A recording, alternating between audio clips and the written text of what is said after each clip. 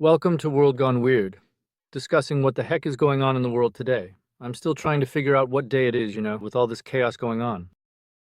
Yeah, feels like Groundhog Day every day lately.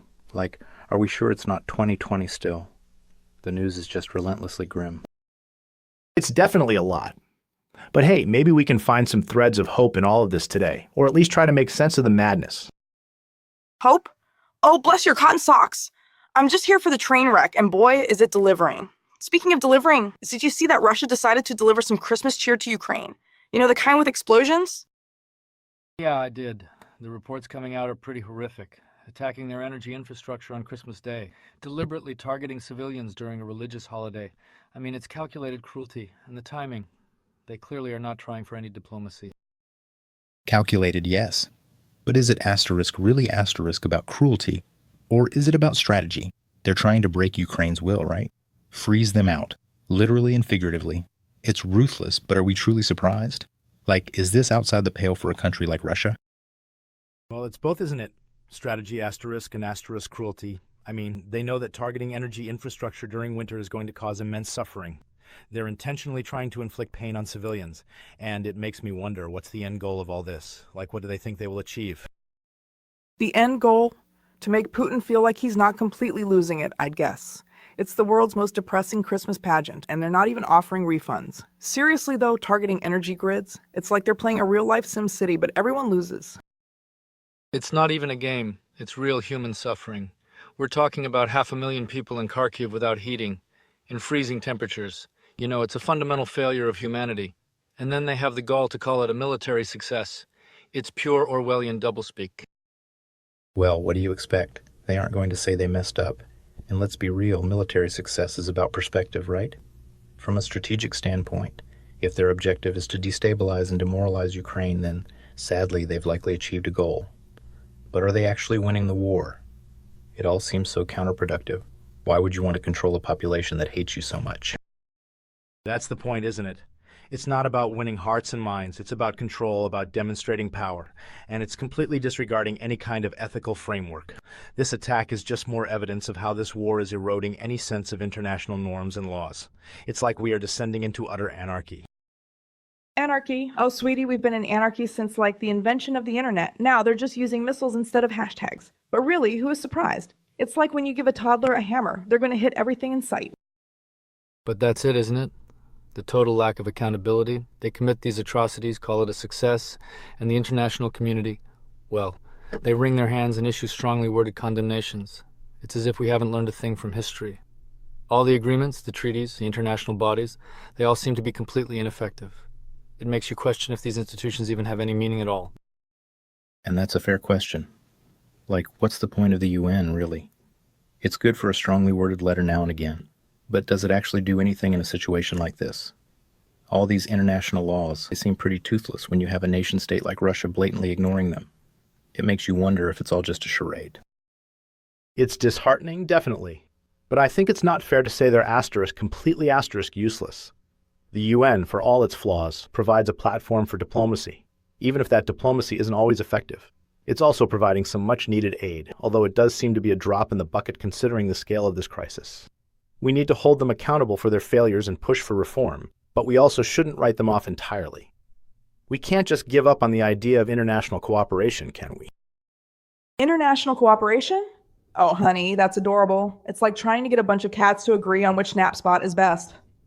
The UN is basically a reality TV show, except everyone is constantly threatening to throw nuclear-tipped furniture at each other. And let's be real, if it was a reality show, Russia would be the villain, and we'd all be tuning in each week to see what evil deed they pull off next. It's hard not to feel cynical, though, right? I mean, the level of disinformation being pushed out by the Russian government is insane. They're claiming it's a military success while knowing that they're targeting civilian infrastructure.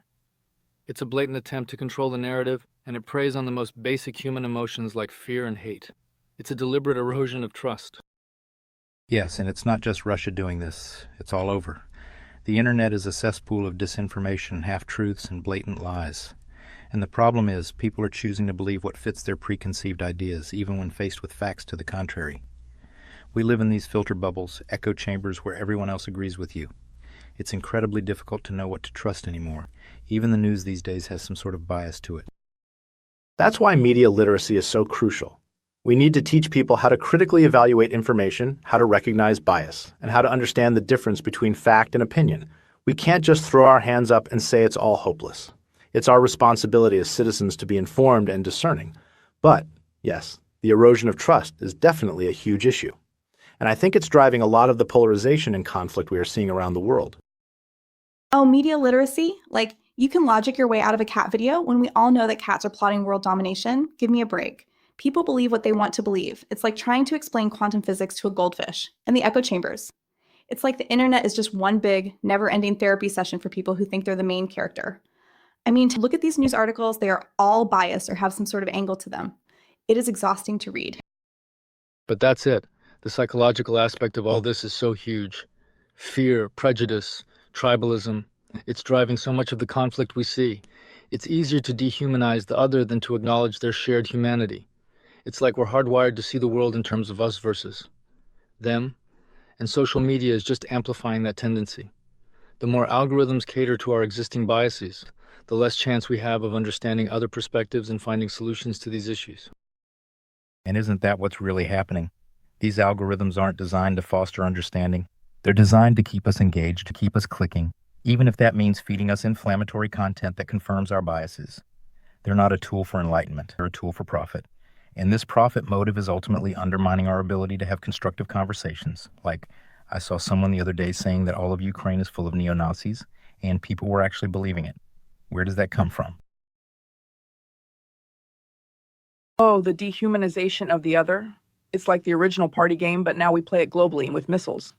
It's like everyone's got a villain they love to hate, and they just find reasons to justify their hate. These algorithms, by the way, are basically just a digital version of that one friend who always eggs you on, except now it's on a global scale. And let's be honest, we all love a good villain, and social media just keeps feeding us the perfect other to blame all our problems on.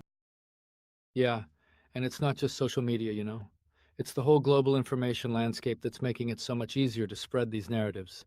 Russia is heavily investing in disinformation campaigns, using bots and trolls to flood the internet with propaganda, and then some media outlets are only focusing on the sensational, and not the facts. They're deliberately trying to sow discord and division, both within their own population and abroad. And we're, as global citizens, really struggling to fight back. It seems like we are playing whack-a-mole with all of this, right? As soon as one lie is debunked, two more pop up in its place. And there's no consequence for spreading disinformation. And if there are consequences, they are usually swept under the rug. It makes it hard to believe that we can actually trust any media, anywhere. It makes you feel like we are always being played by someone, somewhere. And that lack of trust is incredibly corrosive. It weakens social cohesion, it fuels political instability, and it makes it so much harder to address real problems like climate change or global poverty. It's like the foundations of our society are crumbling beneath our feet. And yes, you are right, the disinformation campaigns are overwhelming, but we can't give up hope of finding ways to mitigate their impact. Maybe we need better educational programs, greater funding for fact-checking initiatives, stronger regulations. It just feels like everything needs some sort of overhaul. Regulations? Oh, honey, that's like trying to put a leash on a tornado. The internet is a wild beast, and you can't just throw a rule book at it. It just laughs in your face and creates new memes to mock you. You know what? It's easier to just accept we live in a world where cats rule. And all your news is just a fancy way of distracting you from the fact that they are still plotting world domination. It's that erosion of trust that is also playing a part in the food crisis. The war in Ukraine is disrupting supply chains, driving up prices, and putting millions at risk of famine. And when people don't trust their governments or international organizations to help, it only exacerbates the problem. It makes you wonder how many lives will be lost due to these power struggles. And it's not just Ukraine, is it? We're seeing food insecurity on the rise in so many parts of the world. Climate change is playing a role, and so is economic instability and, yeah, ongoing conflicts like the one in Sudan. And when you add a lack of faith in governments or institutions, it becomes this perfect storm of crisis. And the powers in charge just keep on playing their games, and the ordinary person suffers. It's heartbreaking, and it makes you question the priorities of our global leaders. We're spending trillions on weapons and military conflicts when so many people are going hungry. It feels like we're stuck in this cycle of destruction, focusing on what divides us instead of what unites us. There just needs to be more of a global focus on cooperation and working together to find solutions. Cooperation? Bless your optimistic soul. The only thing people seem to cooperate on these days is hating each other. The The global leaders are just sitting on their thrones, playing a big game of Risk, while the rest of us are just trying to survive their game. And when the food runs out, I can only imagine that their game will turn to a live-action Hunger Games type of situation.